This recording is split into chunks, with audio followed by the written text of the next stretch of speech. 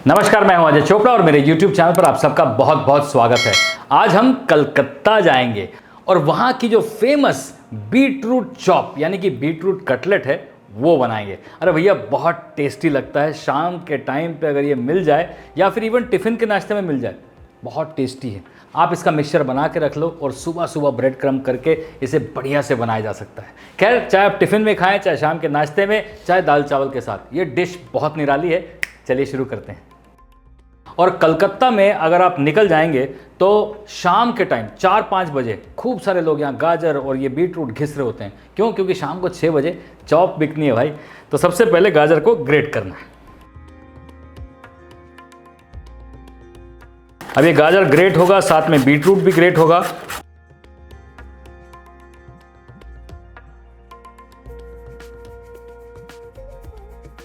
अब ये Bengali style beetroot chop बनाने का जो पूरा तरीका है वो बहुत यूनिक है। मतलब आप सोच रहे होंगे कटलेट जैसे ही बनेगा, अरे नहीं, इसके जो मसाले हैं, इसका जो स्वाद है वही यूनिक है। और वो इसलिए है क्योंकि इसके जो इंग्रेडिएंट्स हैं वो यूनिक है। कटलेट में कभी भी आपने सुना नहीं होगा कि पीनट और कोकोनट का मिक्सचर जा रहा है।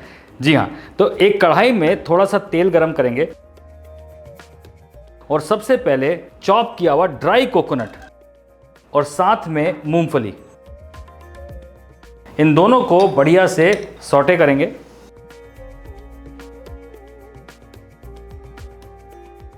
अब जो चॉप किया हुआ कोकोनट और मूंगफली है वो बढ़िया से गोल्डन ब्राउन हो गया, उसे निकाल लेते हैं और फिर उसी तेल में हमें पंचफोरन मसाला डालना है।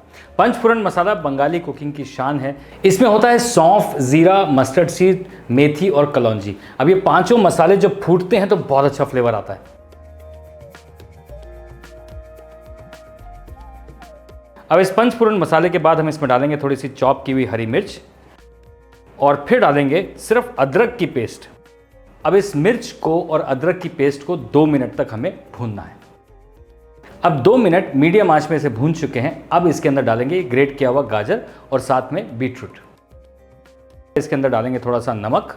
वैसे बंगाल में कुछ लोग इस चॉप में बीटरूट और गाजर को खड़ा खड़ा पसंद करते हैं, इसलिए वो ग्रेट नहीं करते, क्योंकि ग्रेट करने से पूरी तरीके से गाजर और बीटरूट मेल्ट हो जाता है, तो वो मोटा मोटा काट लेते हैं। Well, choice is totally yours, क्योंकि अगर आपको बीटरूट का रेशा चाहिए तो आप इसे ग्रेट ना करें, आप इसे जूलियन में काट लें चाकू से, ताकि जब वो कुक हो तो पूरी तरीके से मैशी ना हो जाए।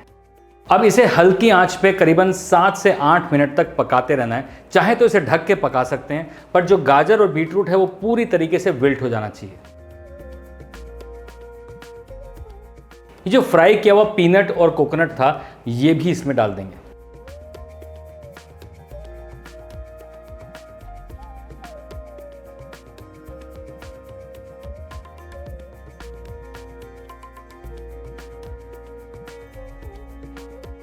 जैसे ही गाजर और बीटरूट विल्ट हो जाए उसमें डालेंगे थोड़ी सी चीनी। अब एक मिक्सी जार में इन सूखे मसालों को डालेंगे। सबसे पहले मैं डाल रहा हूं तेजपत्ता, लाल मिर्च, काली मिर्च, दालचीनी, छोटी इलायची, सौंफ और जीरा। अब मिक्सी बंद करके इसे अच्छे से पीस लेंगे और ये मसाला हो गया तैयार। गरम मसाला डाला है वो,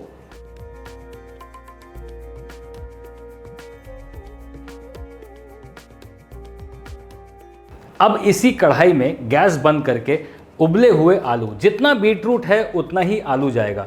तो यहाँ पर हमने 2 बड़े बीटरूट को ग्रेट किया था, 1 गाजर थी और साथ में यहाँ पर मीडियम साइज 4 आलू हैं। अगर आपके पास बड़े आलू हैं तो 2 बड़े आलू। अब इस आलू को भी इसमें मैश कर देंगे।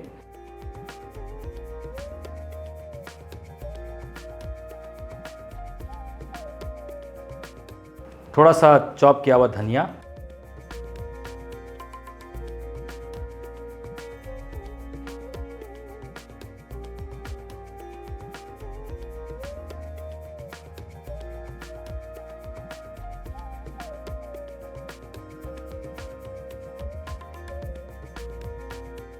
और एक छोटा चम्मच घी।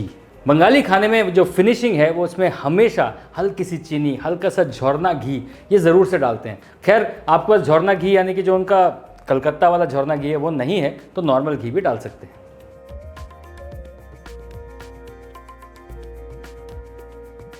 अब इन सारी चीज़ों को अच्छे से घोट के अब एक प्लेट में निकाल लेते हैं ठंडा करने के लिए।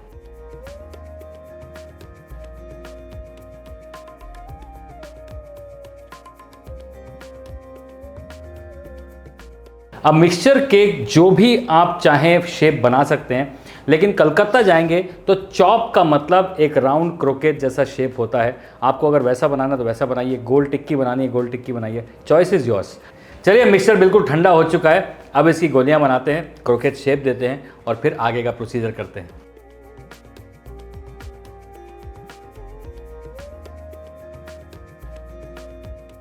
इस तरीके से क्रोकेट का शेप होता है, यानी कि लंबा सिलेंड्रिकल।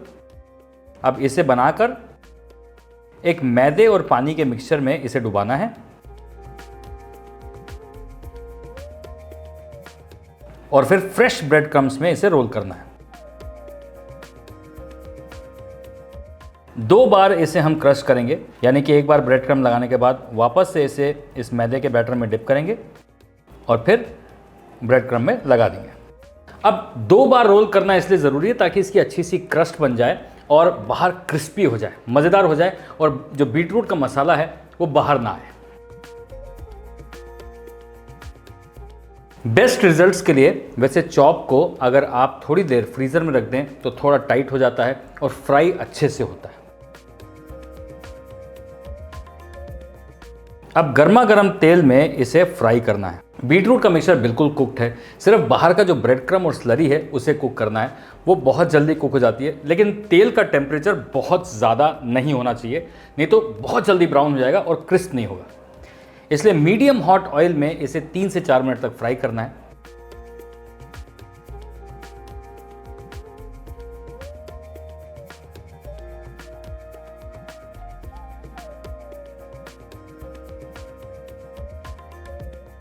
क्रिस्पी क्रिस्पी फ्राई हो चुका है, बिल्कुल मजेदार, एकदम बढ़िया क्रिस्प हो चुका है। अब अंदर से भी दिखते हैं मजेदार।